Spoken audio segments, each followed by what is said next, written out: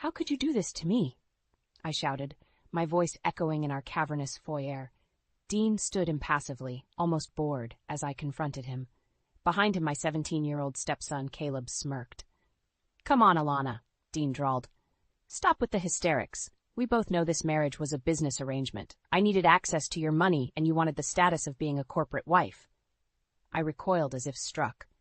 A business arrangement? Is that all our decade together meant to you? Oh, please, he scoffed. You really bought into the whole till death do us part fairy tale? I enjoyed the lifestyle you provided, but now your well has apparently run dry. His words knocked the wind from my sails. I had just endured the most embarrassing board meeting of my career after a failed project cost the company millions. My job was now on shaky ground. But looking into my husband's cold, greedy eyes, I realized the difficult day at work paled in comparison to the bomb Dean just dropped on our marriage. Caleb, sweetie, talk some sense into your father, I pleaded to my stepson. He just glared and shook his head. Sorry, Alana, but I'm with Dad on this one. We heard from our country club friends that you lost your big inheritance. So if you don't have money anymore, what use do we have for you? The casual cruelty stunned me. It was then that the truth hit me like a splash of frigid water. My carefully curated life had all been a fragile house of cards. One breath of ill financial fortune was apparently enough to blow it all down. Rage and adrenaline stirred my shock into action. If cold hard cash was all that mattered to them, so be it. Get out, I hissed through gritted teeth. Confusion flashed across Dean's face. You can't kick me out of my own house. The hell I can't, I cut him off. This is my name on the mortgage, remember? You wanted access to my good credit for this palace, and since all you care about is money, consider our little business arrangement terminated. I marched over to the front door and held it open. I'll expect you both to be gone by morning. My attorney will deliver the divorce papers next week. Dean's lip curled derisively.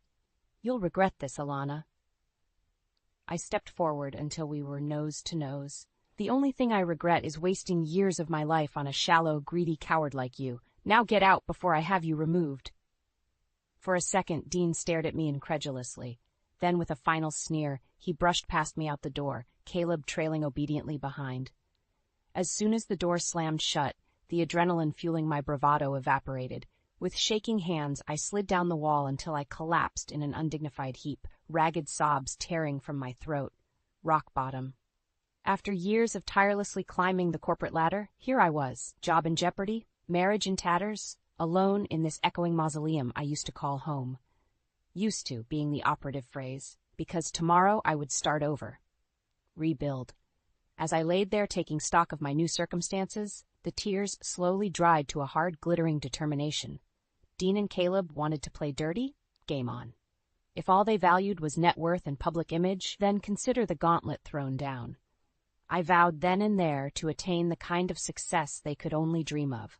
And once I did, I would make them regret the day they betrayed the wrong woman. The best revenge would be rising from the ashes of their callous dismissal like a phoenix. Yes, there would be sweet vindication in proving I didn't need them or their conditional affection. My worth was not defined by men who saw me as nothing more than a bank account. I would build something spectacular without them, and one day in the not-so-distant future, I would relish getting to slam the door in their faces when they inevitably came crawling back. I awoke the next morning feeling hollow and numb, the events of the previous night flooding back in a miserable wave. Dean and Caleb were gone. My fairy tale life had crumbled with staggering swiftness. As I shuffled to the kitchen to brew some liquid fortification, I passed Dean's home office. The door was ajar, and I paused, seeing the velvet ring box atop a stack of financial papers on his desk. My fingers shook slightly as I opened it to reveal the substantial diamond solitaire he had given me on our 5th anniversary. A knock at the front door jolted me from my reverie. My attorney had arrived with the divorce papers as promised. As we sat signing the documents that dissolved a decade together, I recounted the details of Dean and Caleb's ugly betrayal. My attorney's shrewd eyes narrowed. We'll make sure this divorce is quick and quiet, she assured me. Dean's business can't afford the negative publicity right now with that discrimination lawsuit pending against him. We'll get you favorable terms, I guarantee it. I nodded numbly. barely listening. None of it seemed to matter much anymore beyond a means to swiftly sever all remaining ties. Over the next few weeks, getting back on my feet financially became my prime focus out of necessity. The legal proceedings were moving at a brisk clip, just as my attorney had promised. Soon the day arrived when I came home one evening to see my possessions strewn haphazardly about the front lawn. Dean had clearly wasted no time reclaiming the house that was now awarded to him in the settlement, despite my name and credit on the line for it. My jewelry, designer shoes, and other valuables were nowhere to be seen. Undoubtedly already hawked by Dean in his desperate bid for liquidity to prop up his struggling business. Once a greedy opportunist, always a greedy opportunist, I mused bitterly. As the moving truck packed up my clothes and lone pieces of intact furniture to take to my new small apartment, I stood across the street staring numbly at the only home I had known for over a decade now, occupied by strangers. "You brought this on yourself, Alana," said the voice in my head that sounded disturbingly like Dean. "This is what happens when you don't take care of those loyal to you."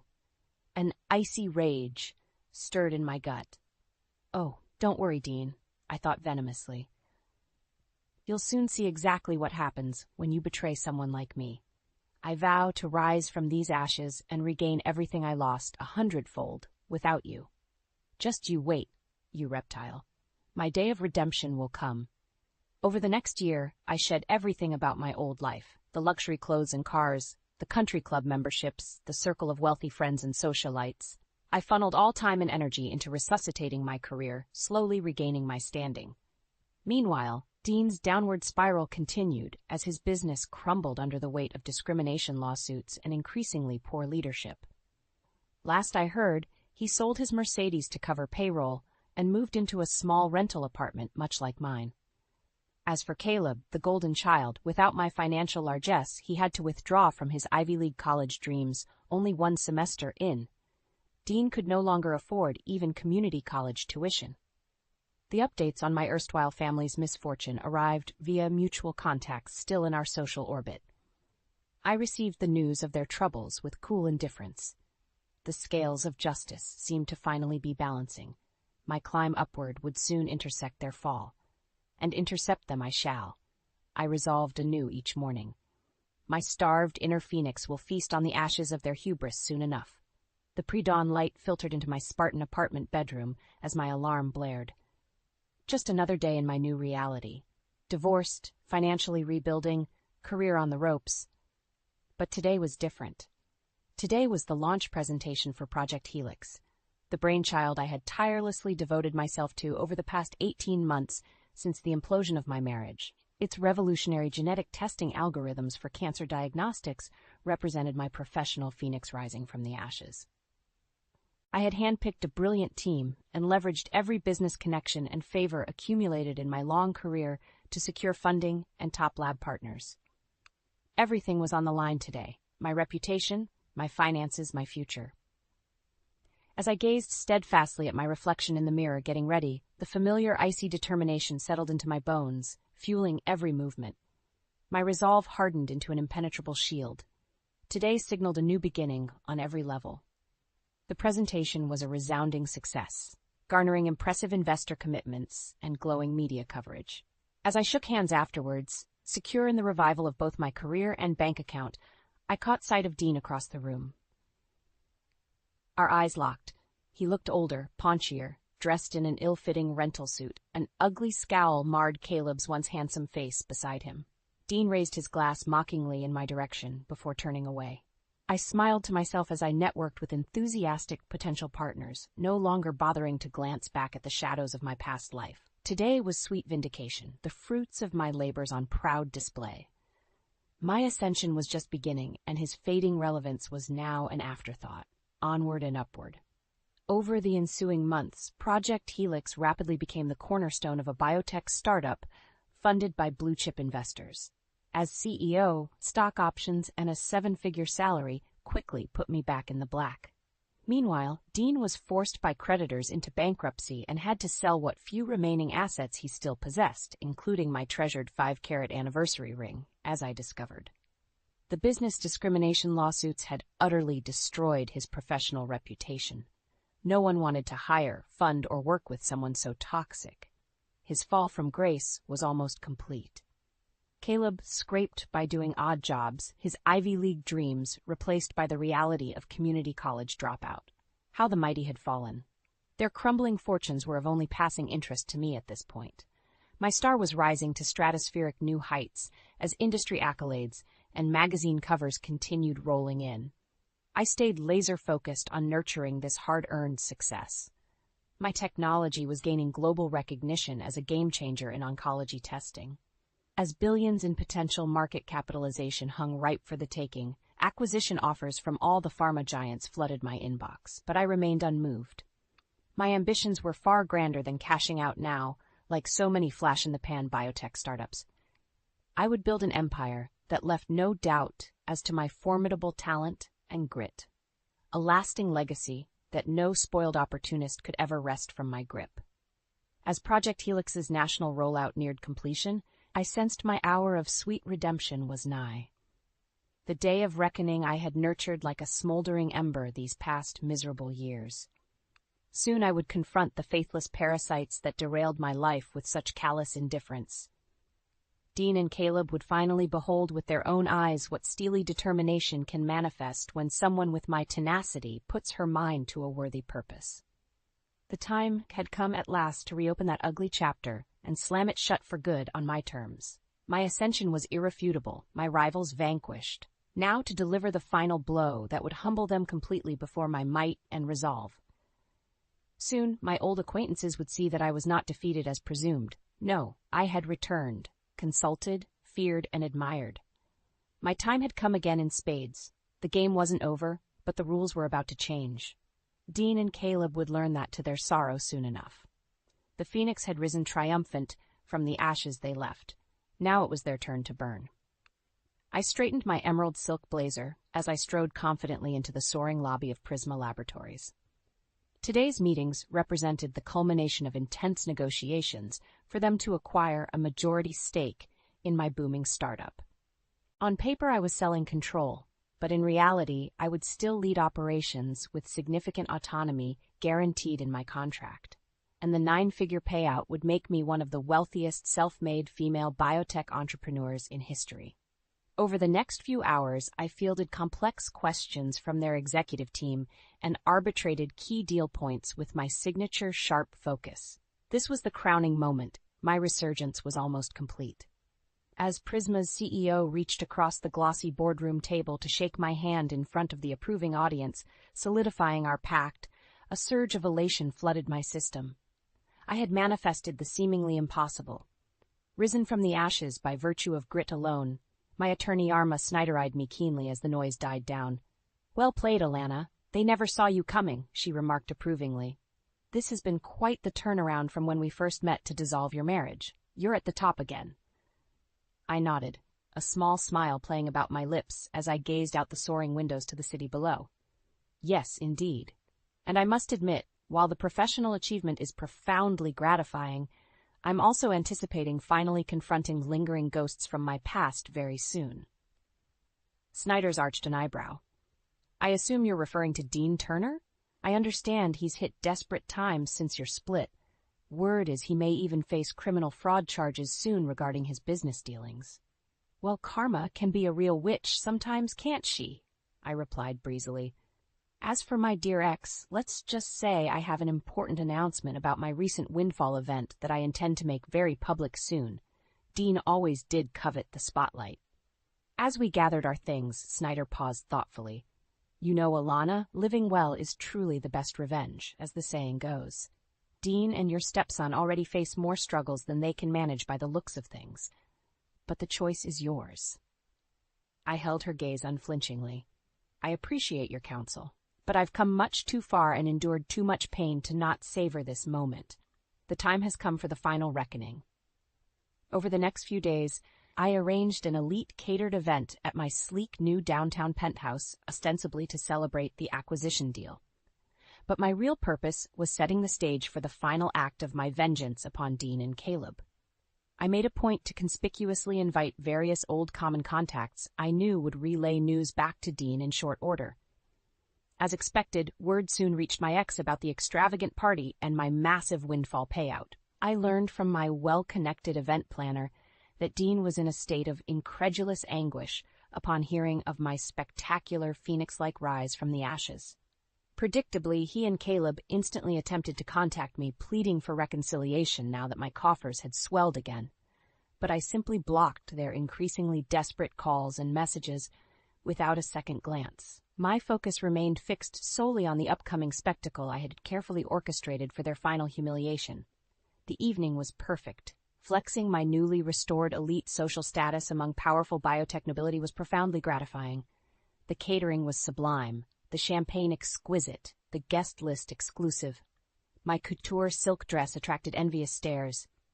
Around midnight, Dean appeared uninvited at the door, attempting to charm his way past security. But I simply requested his forcible removal from the premises without bothering to leave my conversation circle. Soon, this whole ugly chapter plaguing me these last few torturous years could finally be laid to rest. My redemption song was nearly complete, needing only one last triumphant note. The time had come for my fortunes to irrevocably eclipse those who wrongly assumed I was finished. Tomorrow night, Dean and Caleb would comprehend the magnitude of their folly at long last. I would relish revealing how I prevailed while they crumbled. Vengeance would at last be mine in full measure. I surveyed the ballroom with pride, the elegant space glowing under crystal chandeliers. Tonight represented the pinnacle, the culminating spectacle during which I would regain control of the narrative that Dean and Caleb tried to write when dismissing me as irrelevant.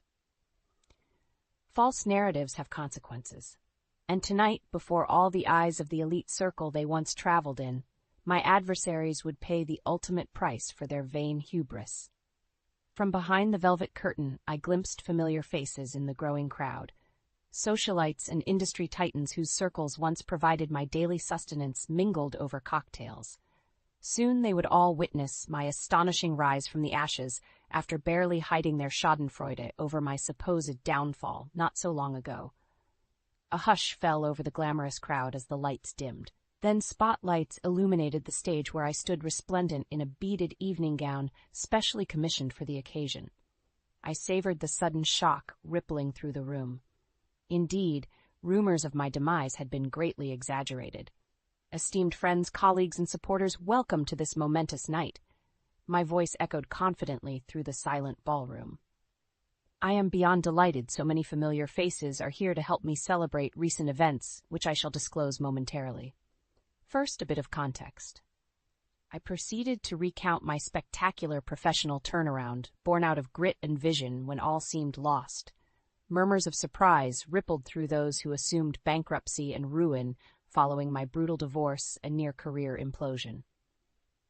And so it is with immense pride that I can now announce that Project Helix, my labor of love these past few years, has officially been acquired by Prisma Laboratories for a sum that shall propel my new firm, Turner Biologics, into the stratosphere. An astonished gasp went up from the audience, followed by a thunderous standing ovation as Dean's ashen face stared up at me in disbelief from the third row, Caleb shrinking behind him. The room roared with applause while my enemies grappled with this shocking public spectacle, revealing the scale of their gross misjudgment. I raised a hand and continued after the cheers died down, my voice ringing with conviction throughout the silent grandeur of the ballroom. My friends, you all saw me endure grievous betrayal and the loss of everything I held dear not so long ago. And yet here I stand before you stronger than ever, beholden to no one. My fortunes risen higher than my adversaries could have conceived. I allowed the dramatic words to sink in as hundreds of rapt gazes flickered between me on stage and Dean squirming in discomfort below. Let my astonishing journey serve as proof that integrity and grit conquer all. Much was taken from me, but now I have recovered my wealth and status 100-fold, while my enemies sink ever lower. Murmurs rippled through the ballroom as all eyes turned on Dean and Caleb. I let the discomfort stretch unbearably as camera phones immortalized their humiliation. Finally, I concluded, "Remember, friends, no matter how dark the night, the righteous phoenix shall always rise again, more glorious than before. Our setbacks oft serve but to propel our destiny higher than imagined if we but persevere." The ballroom erupted in a standing ovation as I soaked in my hard-won public vindication. Justice had been served at long last before all. Now closure could finally liberate me to chart wondrous new horizons unencumbered by the phantoms of past treachery. My revival was now irrefutably complete. As guests swarmed forward with praise and adulation, a strong hand gripped my elbow. I turned to see Caleb's eyes brimming with fury inches from mine. "You vindictive witch! We offered reconciliation, but you repaid our regrets with this spectacle?" He spat contemptuously before security pulled him back. I calmly held his baleful gaze. "The time for reconciliation ended when you threw me away believing you had broken me. Consider this long overdue payment for your arrogance." His glare spoke daggers before security removed him, but instead of satisfaction, unexpectedly I felt only a growing hollowness expanding in my chest.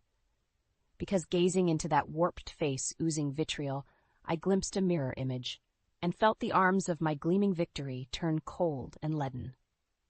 I awoke the morning after my spectacular vindication gala, feeling hungover in more ways than one. While the champagne may have faded, the confrontation with Caleb still echoed unpleasantly in my mind. His rage and contempt was a mirror I could no longer avoid. In seeking to prove myself above their petty manipulations, had I instead lowered myself to their emotional wasteland by stooping to excess vengeance? You reap what you sow, Alana. What crops are now ripening from the seeds of bitterness and spite you've sown these past few years? I pushed the uneasy thoughts aside as I prepared for a series of major media interviews about the gala revelations. Prisma's publicity team would be leveraging the sensational arc of my comeback story as a boost for their newly acquired biotech crown jewel. Over the next few weeks, dozens of glossy magazine profiles and cable news segments broadcast the comeback queen's astonishing journey from a broken divorcee to self-made female billionaire. I should have felt only jubilation at this hard-won validation. But as I politely fielded invasive personal questions about Dean's betrayal and my Cinderella redemption, feelings of unease continued swelling steadily. Celebrity anonymity and the consolation of wealth could not fully dull the growing spiritual crisis born that night. I witnessed my own reflection in Caleb's contorted face. One morning, as I absently surveyed the impressive view from my sleek new corner office, my executive assistant announced an unexpected visitor, my old friend and attorney, Carla Snyder. As we exchanged awkward pleasantries over my exotic imported tea, I sensed this was more than a congratulatory visit. Her smile faded over the elegant china rim as she set down her cup. "Alana, I've considered us friends for over 20 years now, so I hope you'll receive this in the supportive spirit intended. Don't waste another minute on petty wars or ego when life is so fleetingly short. You have miraculously reclaimed everything denied you. Don't squander it for a false illusion of justice or power over others." Her compassionate gaze held mine unwaveringly. "Despite your success, you seem more melancholy than ever. True victory doesn't come from externally validating your worth at the cost of inner peace. Your life is yours now to fill as you choose, without constantly battling ghosts or seeking the meaningless validation of false idols." I stared silently as her words slowly dissolved my feeble inner defenses. The tears I had suppressed these past harsh years suddenly burst forth with unexpected force. Great heaving sobs coursed through me as she enveloped me in her arms. There, let the bitterness flow away," she soothed gently as months of tension flooded out. "Forgive them, forgive yourself. Be free." In that instant, the remaining scales fell away from my eyes at long last. I saw with blinding clarity that in clinging to old pain and trauma as fuel for worldly ambition, I had simply perpetuated the same bleak emotional wasteland I condemned in Dean and Caleb. The phoenix had resurrected yet still dwelled among the ashes, denying herself rebirth into light. No more. Today I would step fully into my new life unchained from the past. The sweet fruit of my success would be savored without vain clinging to transient validation or memories of adversity suffered. I vowed to let compassion fill my heart henceforth, for those who betrayed me, for myself, and for all souls still dwelling in shadow. My remaining years would be a testament to the resilience of the human spirit when we turn from darkness into light. I took a slow, deep breath as I surveyed the familiar surroundings of my sleek corner office one last time. Today was my final day as CEO after selling the remainder of my shares in Turner Biologics. It was time to embark upon the next chapter of my life on my own terms, unshackled from past scars or vain ambition. The acquisition had made me tremendously wealthy beyond my wildest dreams. More importantly, it gave me the freedom to walk away while still young enough to explore impactful new horizons focused on uplifting others. My assistant entered hesitantly, interrupting my reverie. "Mrs. Turner, your ex-husband Dean is here insisting he be allowed to speak with you urgently." I sighed, shaking my head wistfully. Even now, at the bitter end, he persisted, trying to charm or manipulate his way back into my good graces after recognizing the full extent of his folly. Perhaps after years inhabiting bleak emotional wilderness devoid of genuine human bonds, even someone as warped as Dean felt the occasional flicker of regret. "Escort him in, please," I requested calmly. I had nothing left to prove or fear from the faded, humbled man who entered moments later. His expensive attire barely concealed a gaunt, weary frame much aged from heavy drink and despair. This closing conversation was long overdue for both our sakes. Dean cleared his throat awkwardly. "Alana, I know neither words nor deeds can undo the harm I've caused. But for whatever it may be worth now, I wanted you to know I fully comprehend the magnitude of my reprehensible betrayal after you showed me only love and loyalty." His eyes glistened with rare emotion. "When you needed my support most vulnerable, I utterly failed and reveled callously in your downfall. Please believe me when I say few regrets have ravaged me more painfully than this. You deserved far better." I studied Dean's anguished face quietly as he awaited judgment he knew could never fully absolve the past.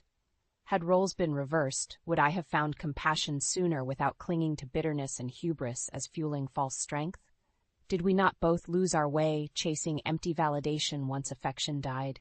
"Dean," I spoke gently at last, "nothing can alter what choices we made when anger and pride blinded us. But having walked long miles in those shoes myself, I understand how easily we forfeit our humanity, grasping at petty wins." I stepped forward and lifted his chin tenderly so our eyes met fully.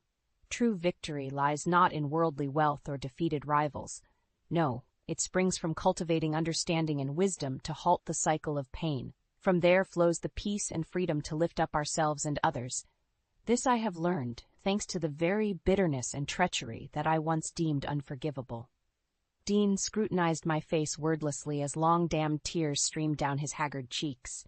I clasped his hands warmly, wordlessly conveying the forgiveness long overdue between us both.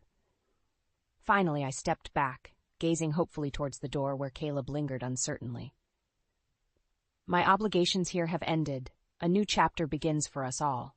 Choose wisely where you walk hereon, friends, not just for your own sakes, but for those who need your light." With an encouraging smile, I turned away, then without hesitation or backward glance. The limousine waiting below whisked me towards tropical azure waters, and the blank canvas awaiting my vision for a new future, centered not on vainglory but service. For this precious chance to paint life anew, I owed immeasurable debts to protagonists of adversity now fading into memory. The phoenix had risen irreversibly from sullen embers. Shedding that tattered past with forgiveness, my resurrected wings now bore me gladly aloft towards horizons bright with purpose. Today was the first dawn where victory's glowing warmth finally filled me true from within, and I reveled joyfully in skies no longer darkened by lingering ghosts. "Did you really think you could just move your parents into our home without asking me, Ryan?" I asked, my voice quivering with a mix of anger and disbelief. Ryan, my husband of 6 years, looked up from his laptop with a smirk that I had grown to despise. "Oh, Amelia, don't be so dramatic. It's just for a while, and besides, it's not like you have a say in this." His words felt like a slap in the face. The house, a charming 2-story nestled in a quiet suburb, wasn't just any house. It was the home my grandparents had left me, the place where I'd planned to raise our son, Lucas, away from the toxicity of Ryan's family. "You do remember that this house is in my name, right?" I retorted, my hands clenched into fists at my sides. Ryan's expression faltered, his smugness giving way to a flicker of uncertainty. As our 2-year-old Lucas toddled into the room, I forced a smile for his sake. He was blissfully unaware of the tension, his chubby hands reaching up towards me, Scooping him into my arms, I kissed his forehead, trying to calm the storm inside me. I'm not okay with this, Ryan. Your parents, they've never respected me or our space. Why now? I asked, struggling to keep my voice steady. Ryan shrugged, his indifference stoking my frustration. They're family, Amelia. You wouldn't understand. Family. The word echoed in my mind mockingly. My own family, who ran a small but beloved coffee shop in town, had always been my sanctuary. They were nothing like Ryan's controlling, overbearing parents. The doorbell rang, interrupting our standoff. Through the peephole, I saw them. Ryan's parents, suitcases in tow, ready to invade our life. My heart sank. Fine, Ryan, let them in. But this isn't over, I hissed, handing Lucas to him before opening the door. Amelia, darling, cooed Ryan's mother, sweeping past me without a second glance. His father followed, a stern man who'd barely acknowledged me since our wedding day. As they settled in, making themselves comfortable in my living room, I felt a sense of intrusion that was all too familiar. This was just the beginning, I realized. But as I watched them, something within me shifted. I was done being the compliant daughter-in-law. Bending to their whims, I retreated to the kitchen, my mind racing. This was my home, my sanctuary, and I was ready to fight for it. The following days turned into a blur of unwelcome changes. Ryan's mother, Elaine, had a way of making her presence known in the most suffocating manner. She rearranged my kitchen, criticized my parenting, and treated our home as if it were her own. Lucas shouldn't be eating that, Amelia. It's not healthy, Elaine chided one morning as I prepared Lucas's breakfast. I bit back a sharp retort, feeling the familiar sting of her judgment. He's fine, Elaine. It's just cereal. She'd skied, shaking her head. In our house, we believe in a proper diet. You really should learn. Her comments were like needles, each one pricking at my patience. Ryan, as usual, was of no help, buried in his work and oblivious to the growing tension. One evening, as I put Lucas to bed, Elaine barged into his room. He's still not sleeping through the night? You must be doing something wrong. Her words were a slap in the face, undermining my efforts as a mother. I'm doing the best I can, I snapped, unable to contain my frustration. Elaine's eyes narrowed. Clearly, your best isn't good enough. Maybe if you had a real job and some structure in your life. I felt a surge of anger. This is my house, Elaine. You're a guest here. Don't forget that. Her laugh was cold and dismissive. Oh dear. Ryan never mentioned how delusional you are. This is his house too, and as his mother, I've every right to be here.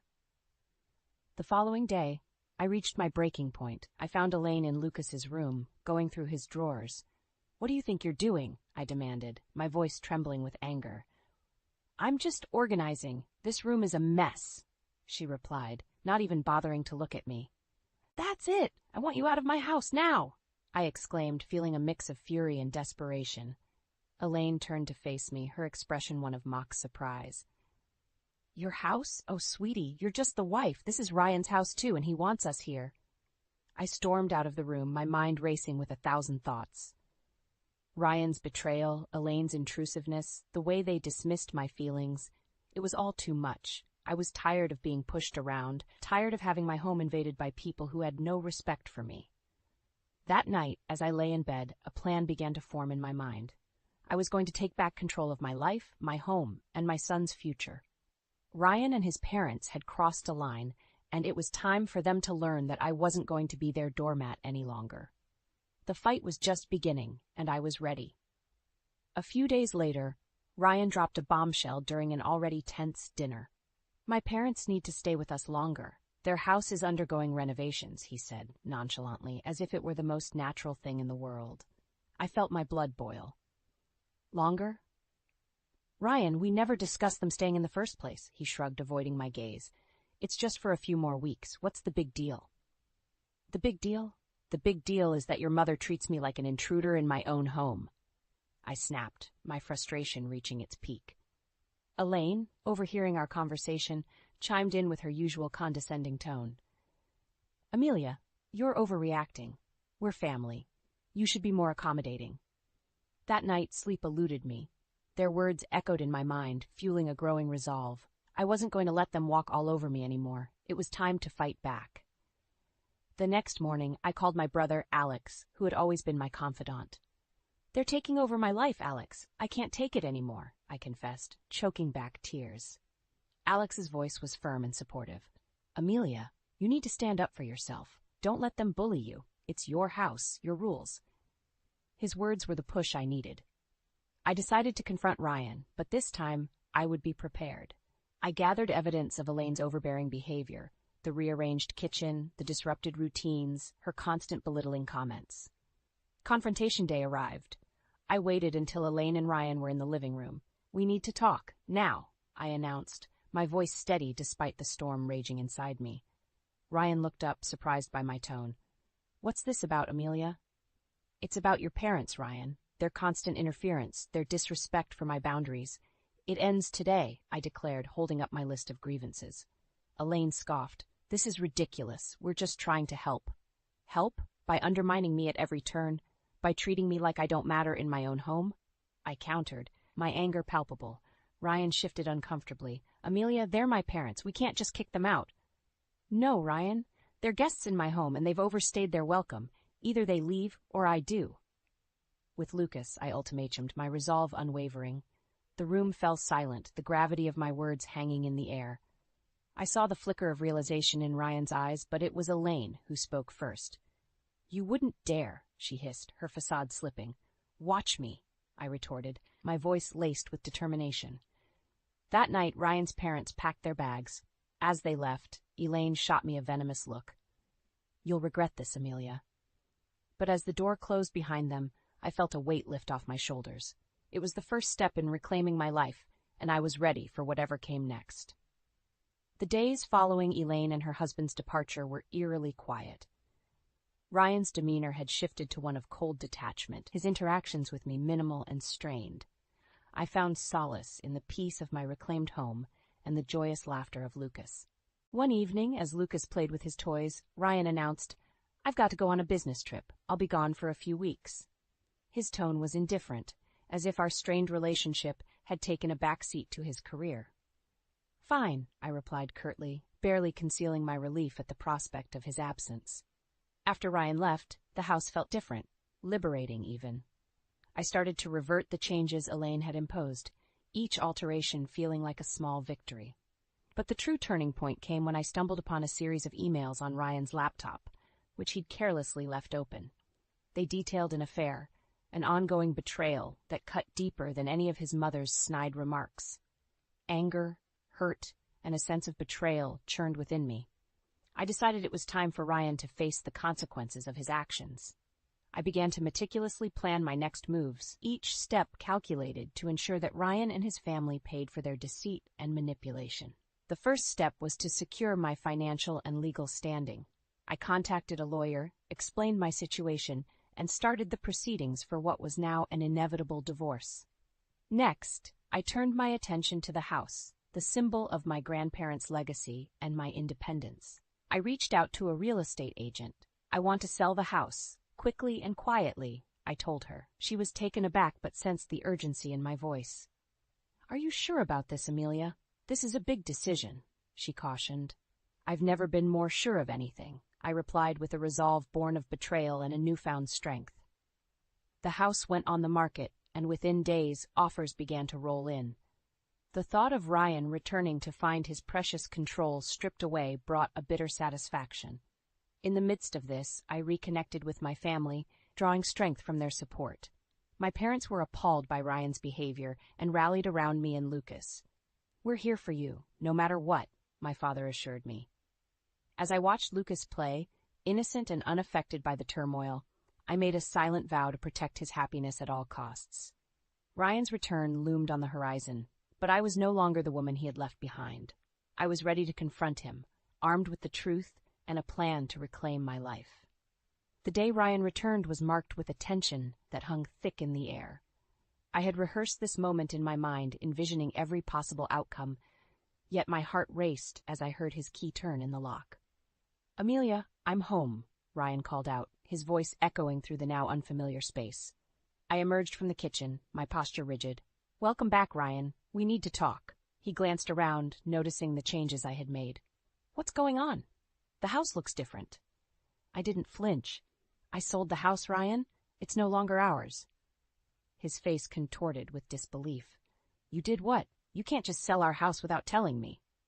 It's my house, Ryan, and after what I discovered, I don't think you have a say in it anymore, I said, my voice steady but laced with a simmering anger. He scoffed, trying to regain his composure. What are you talking about? The affair, Ryan, I know everything, I revealed, watching as his facade crumbled. His attempt at denial was weak and short-lived. Amelia, it's not what you think. I think it's exactly what it looks like. You betrayed me, our family, I retorted, the hurt evident in my tone. Ryan's expression shifted from shock to anger. You're overreacting. We can work through this. There's no we anymore, Ryan. I've filed for divorce, I declared, handing him the papers. The ensuing conversation was a blur of accusations and denials, but I stood my ground. The man I had married was gone, replaced by a stranger fueled by selfish desires. As he stormed out, vowing to fight the divorce, I felt a sense of liberation mixed with apprehension. I had taken the first step towards a new life, but the battle was far from over. In the following weeks, the reality of our situation became public. Ryan's parents, once so imposing and confident, were now caught in the crossfire of their son's indiscretions. Their attempts to contact me were met with silence. I had severed all ties, focusing solely on Lucas and the finalization of the divorce. The day of the court hearing arrived. Ryan looked defeated, the weight of his actions finally dawning on him. As the judge granted the divorce and custody of Lucas to me, I felt a sense of justice. Ryan's plea for reconciliation after the hearing fell on deaf ears. You made your choice, Ryan. Now live with it, I said, turning away from him for the last time. The news of our divorce and Ryan's affair spread, affecting his reputation and relationships.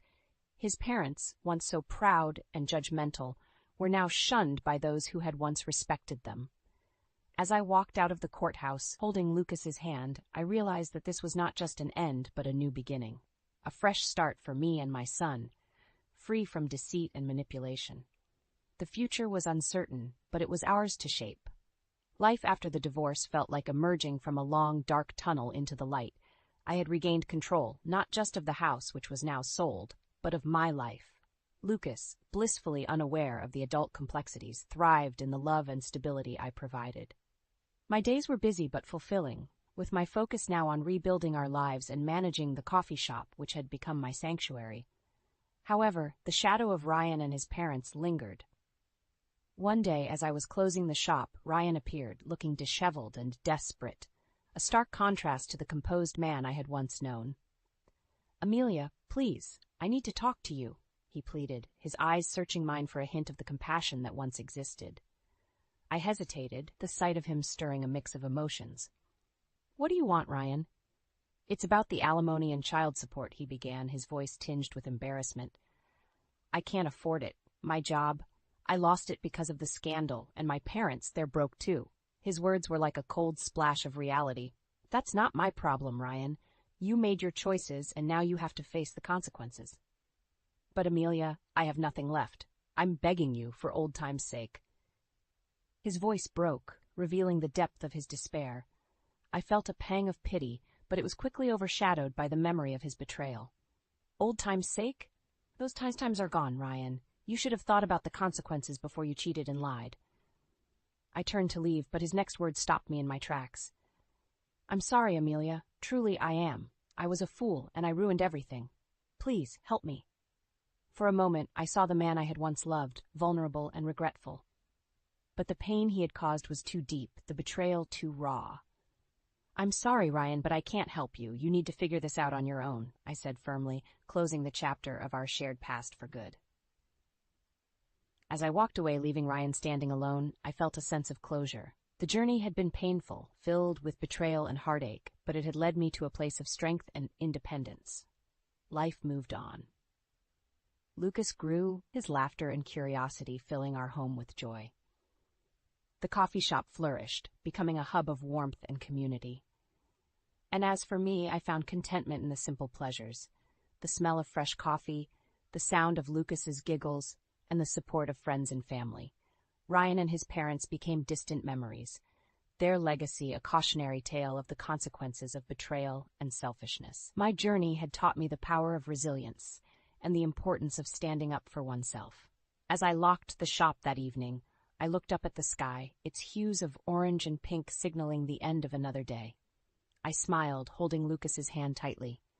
Our future was uncertain, but it was bright.